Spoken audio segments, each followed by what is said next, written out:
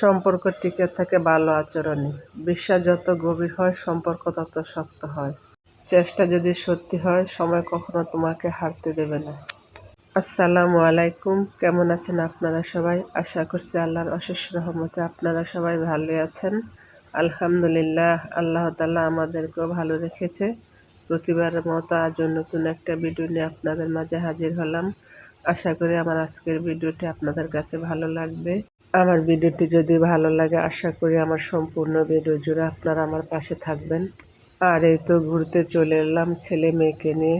আমার ছেলে বলতেছে, আম্মু তুমি আমাকে কোথাও ঘুরতে নিয়ে যাও, বাসায় একা একা আর ভালো লাগে না, বাসায় থাকতে একদমই ভালো লাগে না, আমাকে ঘুরতে নিয়ে যাও। সেই জন্যই তো ছেলে মেয়েকে নিয়ে একটু বাইর হলাম।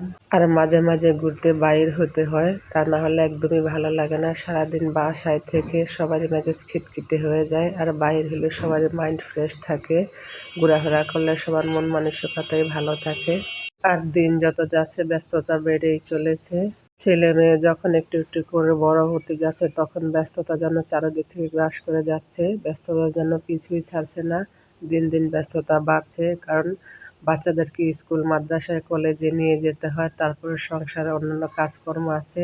সব কিছু মিলিয়ে দিন দিন ব্যস্ততা বেড়ে যাচ্ছে। তারপরও ব্যস্ততার মধ্যে দিয়ে একটু একটু মাঝে মধ্যে নিজেকে সময় দেওয়ার চেষ্টা করি, ছেলে মেয়েকে নিয়ে বাইর হওয়ার চেষ্টা করি। আর এই তো ছেলে মেয়েকে নিয়ে একটু ঘোরাঘুরি করতেছিলাম, আর মাটির জিনিসপত্র, বিভিন্ন রকমের জিনিসপত্র দেখতেছিলাম, আর দেখতে খুবই ভালো লাগতেছিল মাটির জিনিসপত্রগুলোর সাথে আর্টিফিশিয়াল ফুল গাছ অনেক কিছুই আছে এদিকে। আসলে মানুষ যতই মডার্ন হচ্ছে আর ততই আগের দিনের জিনিসপত্রের দিকে মন ফিরে যাচ্ছে। আর মাটির জিনিসপত্র দেখতে খুবই ভালো লাগে। আর এখন মাটির জিনিসপত্র মানুষ বেশি ব্যবহার করছে, যতই আধুনিক হোক না কেন, মডার্ন হোক না কেন। যাই হোক, এরপরে কতক্ষণ ঘোরাঘুরির পরে আবার ছেলে বলতেছে, আম্মু আমি আইসক্রিম খাবো। আর দেখেন আইসক্রিম নিতে গিয়ে কিরকম করতেছে, বলতেছে আম্মু আমি এটা নেব না ওটা নেব। আর আমার অতিরিক্ত ঠান্ডার কারণে ভিডিওতে ভয়েস দেওয়ার সময় ভয়েসটা বেশি সুন্দর আসতেছে না, প্লিজ সবাই ক্ষমার সুন্দর দৃষ্টিতে দেখবেন। এরপরে তো আমি আর আমার ছেলে মেয়ে এখানে ঘুরতেছি। আর আমি এটা বলবো না কোন জায়গায়, আপনারা কমেন্টস করে জানাবেন এটা কোন জায়গায় আমরা ঘোরাঘুরি করতেছি। আর আমার ছেলে বাসায় যেরকম দুষ্টামি করে বাইরে হলে তার চেয়ে বেশি দুষ্টামি করে, কারণ রাস্তাঘাটে সে একা একা নিজে হাঁটতে চায়। আর হাঁটতে গেলে আমার কাছে খুবই ভয় লাগে, কারণ চতুর্পাশ থেকে গাড়ি আসে, কিন্তু হয়তো ভয় বোঝে না, গাড়ি আসলে কি হবে কোনো কিছুই বোঝে না। ওকে ডাকতে ডাকতে, ওকে টানতে টানতে আমি অস্থির হয়ে যাই। এরপরে এই তো উপর দিয়ে মেট্রো রেল যাচ্ছে, আর মেট্রো রেল দেখে আমার ছেলে বলতেছে, আম্মু আমরা ট্রেনে ঘোরাঘুরি করব। আর আমার ছেলে মাশাআল্লাহ ঘোরাঘুরি করতে খুবই পছন্দ করে, ওই প্রতিদিনই চায় বাসায় থেকে বাইর হতো, ঘোরাঘুরি করতো। কিন্তু আমি তো পারি না, কারণ ওকে নিয়ে আমি খুবই বিরক্ত, বাসায় খুব বিরক্ত করে, বাইর হলে আরও বেশি বিরক্ত করে। আর বাইর হলে ওকে নিয়ে খুবই ভয়ের মধ্যে থাকি, আতঙ্কের মধ্যে থাকি। আবার বলে, আম্মু আমি বাহিরে গেলে কোনো দুষ্টামি করব না, কোনো কিছু চাবো না, কিন্তু যেই কথা সেই কাজ, বাহিরে গেলে সেই দুষ্টামি করে।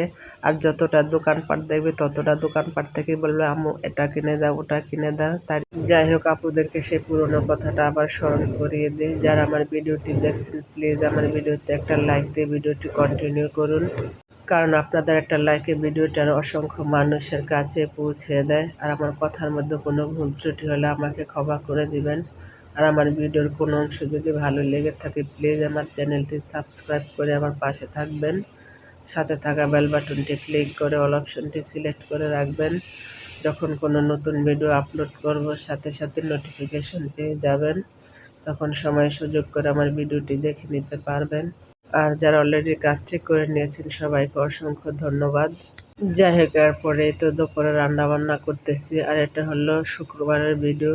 আর আমি ব্যস্ততার কারণে এখন প্রতিদিন ভিডিও দিতে পারি না, তাই 2-3 দিন মিলে একটু একটু ভিডিওর ক্লিপ নিয়ে ভিডিওটা তৈরি করে নিয়েছি।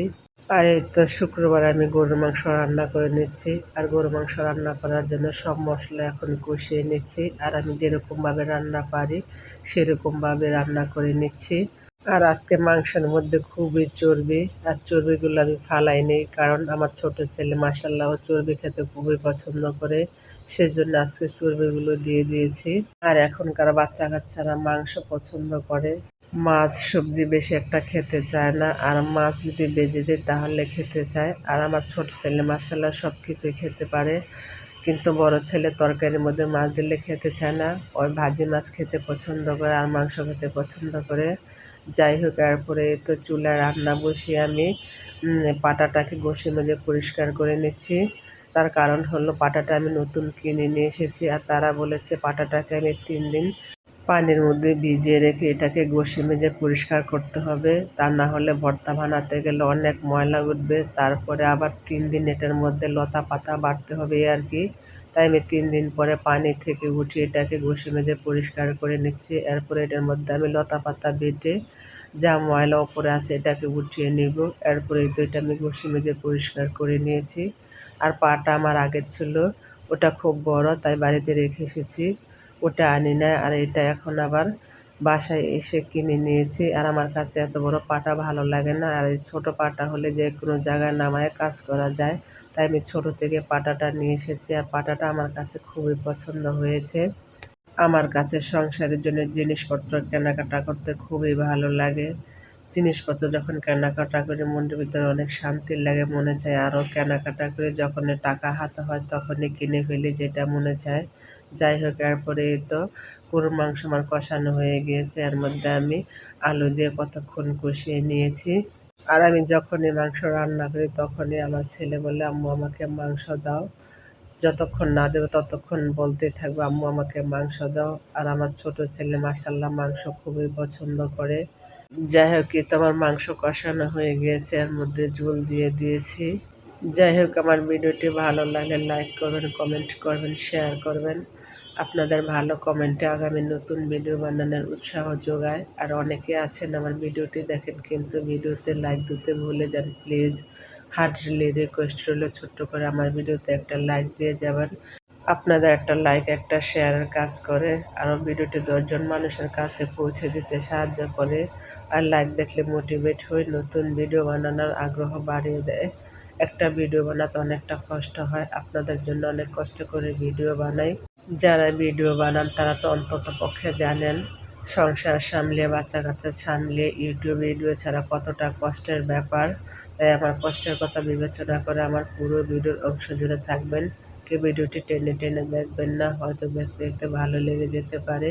যাই হোক, এরপরে এই তো বাজার থেকে কিছু সবজি আর চালের বস্তা নিয়ে এসেছি। বাসায় সবজি আছে, তারপরও সামনে পড়েছে, তাই সেজন্য সবজিগুলো নিয়ে এসেছি। সাথে গাজরগুলো নিয়ে এসেছি, গাজরগুলো একদম সস্তায় এনেছি, সেজন্য 2 কেজি নিয়ে এসেছি।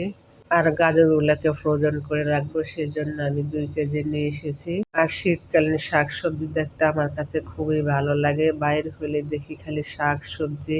আর শীতকালীন শাক সবজি খেতে খুবই মজা লাগে। শীতকালীন শাক সবজির গ্রানই আলাদা, রান্না করলে অন্যরকম গ্রান আসে। এরপরে এই তো 2টা মশলার কৌটা নিয়ে এসেছি ভ্যান গাড়ির মধ্যে। মশলার কৌটাগুলো দেখে খুবই ভালো লেগেছে, সেজন্য 2টা নিয়ে এসেছি। একটার মধ্যে জিরার ফাঁকি রাখবো, আর একটার মধ্যে শুকনা মরিচ তেলে তারপরে ফাঁকি করে রাখবো, সেজন্য।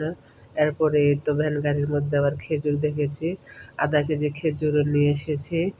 আর এদিকে আমি কাজ করতেছি, আর আমার ছেলে কত রকমের দুষ্টামি করতেছে, আর কত রকমের প্রশ্ন যে করে, আর প্রশ্নের জবাব দিতে দিতে আমি আর যে কোনো জিনিস দেখলে প্রত্যেকটা জিনিসের ব্যাপারে প্রশ্ন করব, প্রশ্নের উত্তর না দিলে বারবার করতেই থাকবে। আর ওই তো এখন যতটা প্রশ্ন করে ততটা প্রশ্নের আমি উত্তর দেওয়ার চেষ্টা করি। আর ওই যখন বড় হবে তখন যদি আমি ওকে প্রশ্ন করি তখন কিন্তু ওই আমার প্রত্যেকটা প্রশ্নের উত্তর দেবে না, বরং বিরক্ত হবে। কিন্তু একটা মা যতই কষ্ট হোক না কেন সন্তানের সব আবদার সব কিছু পূরণ করার চেষ্টা করে, কিন্তু সেই সন্তানই বড় হয়ে একটা সময় মা বাবার মনে কষ্ট দেয়। তাই আল্লাহর কাছে দোয়া করি কারো সন্তান যেন কারো বাবা মাকে কষ্ট না দেয়। একটা মা তাদের সন্তানদেরকে কত কষ্ট করে লালন পালন করে, অথচ বড় হয়ে সেই সন্তানেরা একটা মাকে ভাত দিতে চায় না। তবে সব সন্তানেরা একরকম না, কিছু কিছু সন্তান আছে মা বাবার সাথে এরকম আচরণ করে। কারো সন্তান জানি মা বাবার সাথে এরকম আচরণ না করে। আল্লাহর কাছে সেই দোয়া করি সবার সন্তানকে আল্লাহ মানুষের মতো মানুষ বানিয়ে দেখ, আমিন। এরপরে তো আমার ছেলের চুল কাটিয়ে আসার সময় পেয়ারার ভর্তা আনারসের ভর্তা নিয়ে এসেছি। আর পেয়ারার ভর্তা আনারসের ভর্তা আমার কাছে খুবই ভালো লাগে। যাই হোক, সামনের দিনগুলো যেন সবার খুব সুন্দর ও মঙ্গলময় হয়, সে দোয়া সবসময় থাকবে। সেই দোয়া এবং ভালোবাসা নিয়ে আজকের ভিডিওটা শেষ করে দিই। সে পর্যন্ত আল্লাহ তাআলা আপনাদের ভালো রাখুক, সুস্থ রাখুক। আমিও আমার পরিবারের জন্য দোয়া করবেন। আল্লাহ হাফেজ। আসসালামু আলাইকুম।